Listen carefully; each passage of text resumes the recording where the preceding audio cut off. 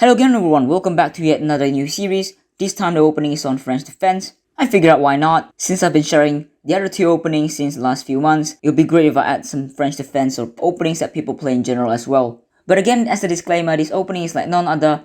It's an opening that I never really play from the black side.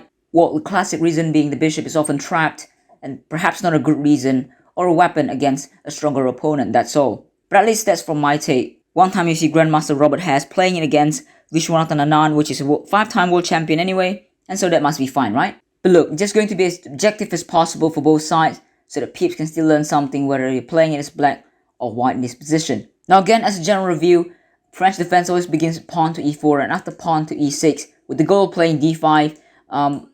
You can see that this position resembles the Caro-Kann position, but with the bishop behind his pawn chain and perhaps not getting out very soon. And this is typically why I don't really play this opening. But again, this is a fine opening to go into.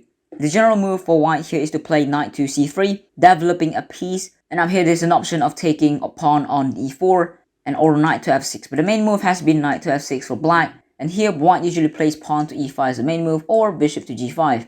And so today we're just going to see bishop to g5 with a clear idea, pinning our knight to the queen so we can play e5 to win the knight next turn. Obviously, most of the people who plays French will know this kind of tactic. Place bishop to e7 instead, also on the main move, so we can move the knight to d7 if e5 occurs. But then we're just going to play e5 anyway. After knight to d7, the usual move is to play bishop takes on e7, and after queen to e7 plays pawn f4, knight to f3 develop on the king side like a normal person would play chess. On this video though, we're just going to learn something that's going to surprise our opponents, not playing into their hands. In this position, we're just going to play pawn to h4. This looks like a sacrifice of a pawn, like a pawn sacrifice if anything. After bishop takes g5, pawn takes g5, the rook is opened up to the king side, but queen can take on g5 and eat that pawn. This is a long-term sacrifice based on the fact that white here can play knight to h3, tempoing the queen has to move. And let's say if the queen moves to e7, g6 or whatnot, we can play queen to d3, bishop to e2. Let's put it on the board actually, queen to g6. We can already play queen to d2, with some idea of playing bishop to d3 as well, queen to f4, castle queen side, playing rook to g1. And if you look at the pieces that is developed, we have 1, 2, 3, 4 for white, and only 2 pieces that's developed for black. And so this is a long-term sacrifice based on the term development. So white has more pieces developed and is ready to get into the war zone, while black is chased around and having his pieces tied down to the back rank. This is the essence of the opening Alekhine Chatard position, and is one of the most dangerous lines for black if he doesn't know what he's doing. Now let's look at the first line that is on our radar, shall we? The move is queen to e7. This looks like a normal retreating move because the queen is attacked, but now, as I said, we have more pieces being developed. We can play queen to g4. This is also one of the moves from Alekhine Chatard position. If you can play queen to g4, target the g7 pawn, you're probably a lot better. And if you think that black can solve the position by playing castle on the king side, think again. Once the knight moves to somewhere, the rook is open, the h-file is open, we can generate a play to checkmate black. This is not a way that black wants to go to. So normally he plays pawn to g6, stopping an attack on his g-pawn, but we can continue the assault, right? Play knight to g5, now we attack the h7 pawn suddenly, pawn to h6 has to be played is forced, when we don't even have to move the knight, we play bishop to d3. Obviously after the pawn takes on g5, the rook will be hanging on h8. This is fine for white to go to. Let's say he plays knight to c6. We already can play the sacrificing move, knight takes on f7. The key, of course, is after the queen takes, we play bishop to g6, put it on the board, bishop to g6, pinning down the knight, the queen to the king, winning it afterwards. But even if the king were to take on f7, this is also just very good for us. Bishop to g6 check, king f8, we can choose to castle on the queen side, play rook to d3, rook to f3 next move, or this will be fine as well. In any case, the king is naked and ready to get checkmate from white. So this is just not a fun line to play for both sides. This is actually a very dangerous line if black doesn't know what he's doing. And let's say he just moves to g6 as a means to control the queen that is coming to g4. But then, as we said earlier, queen to d2 with the move bishop to d3 is fine. And in fact, just put it on the board. If black castles over here, already we can castle on the queen side.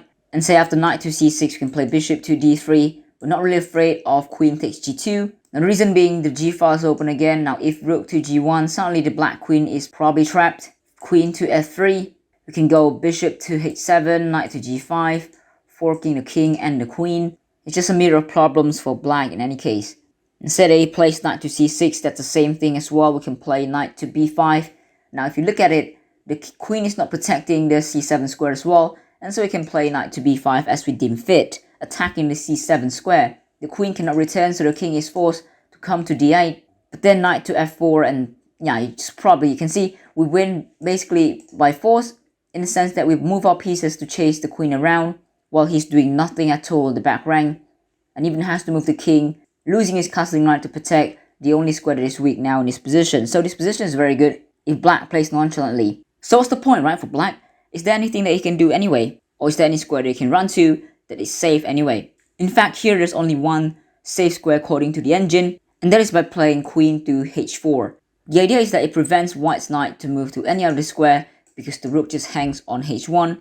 It also controls the g4 square from the white queen, so one of the most tenacious defense if you ask me. Although in this position we can still play pawn to g3, kicking the queen away, but after the queen comes to e7 and queen to g4, let's say we have the same opening of g6, knight to g5, h6, and bishop to d3, we're not going to sacrifice on f7 anymore, due to the fact after knight takes on f7 there's a counterplay of pawn to h5, and now the queen is forced to move earlier on.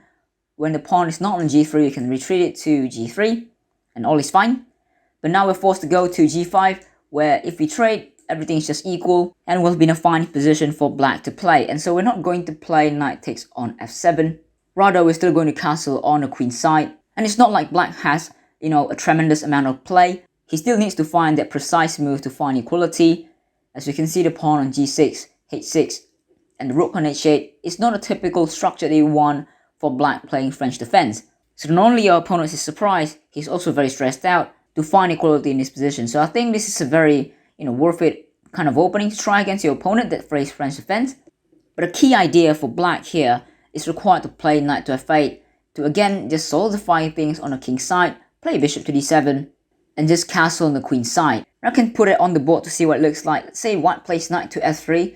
A retreating move, there's no use for the knight to be on g5 anyway, right? So something like knight to b4, bishop to d7 can happen. But now it's clear that black is abandoning things on the king side and trying to castle on the queen side. This would be the way to continue for black. But still one of the most dangerous one to play for black, because again, the h-file is open. But in essence, still very difficult for black. Just because the h-file is open, white has more play than black. The knight will be kicked out and the bishop has still not found a home yet. Black has to find a precise move to equalize, and it's not easy at all. But what if black doesn't really take the gambit at all? As I mentioned, taking the gambit is not a bad thing, but you have to find a precise move. But black here isn't obliged to take on g5, is he? Now let's say he plays the worst move in this position, he plays pawn to c5. Then we can play pawn takes e7, queen takes e7, and knight to b5. This is also a key move in French defense, because black has not played pawn to a6 yet. They can jump onto b5 to control d6 square and or c7 square. This position will be a lot better for us as white, and black will be at worst here, if not losing. Obviously the king can take on e7 as well, but yeah, putting your king on the center of the board, isn't that pretty dangerous to do so? And let's just say he plays pawn to a6 to stop that from covering first, and play pawn to c5 next. Then play queen to g4. Now we protect the g5 square twice, and if the bishop were to take now, suddenly the pawn is not hanging anymore and the h-file is open. We return to the initial position with the queen already on h4, the g4, and the rook is open, and black's just prepared to die when the queen lines up with the rook to checkmate black, that is. So ignoring the gambit while focusing on the queen side seems like a hazard for black, and so in this position I just want to recommend pawn to h6, forcing the matter on white's hand. He has to do something about the bishop or else he's going to be hanging. Now after bishop takes on e7, queen takes e7, we can play pawn to f4, in general strike on the king side, while black's going to look for the strike on the queen side. Now a6, queen d2, c5 for example, we can play knight to f3. After knight to c6, we can have knight to e2. We were just preparing to play knight to g3, pawn to g4, pawn to c3 for example. In addition, getting out the attack of pawn to b5, pawn to b4 as well. And black can play pawn to b5 or whatnot, but it's not like we don't have a weapon to strike on our own. And this opening will be about who is faster to attack on whose side. But in general, I still place the bet on white, just because the black bishop here is just very difficult to get out. White on the other hand has knight to g3, g4, h4, to just go ready and to play h5 and g5. The light squared bishop for white can place itself on h3, where, if white prepares to play pawn to f5, it's possible, and so this position, it will be fine for white to play as well. Well, black's just going to struggle to find the next move that's going to bring equality. At least that's my take. But it's one kind of way to play for black if he doesn't want to take the gambit, is to take some small risks to basically push on the queen side and prove that he's faster. By the way, this has been Ren sharing the opening on French defense, the first episode. Hopefully you can come back for more. Hopefully you learned something in this video. Yeah, if you like it, please consider pressing the like button. I'll appreciate it a lot. Otherwise, I'll see you in the next one. Thank you for watching.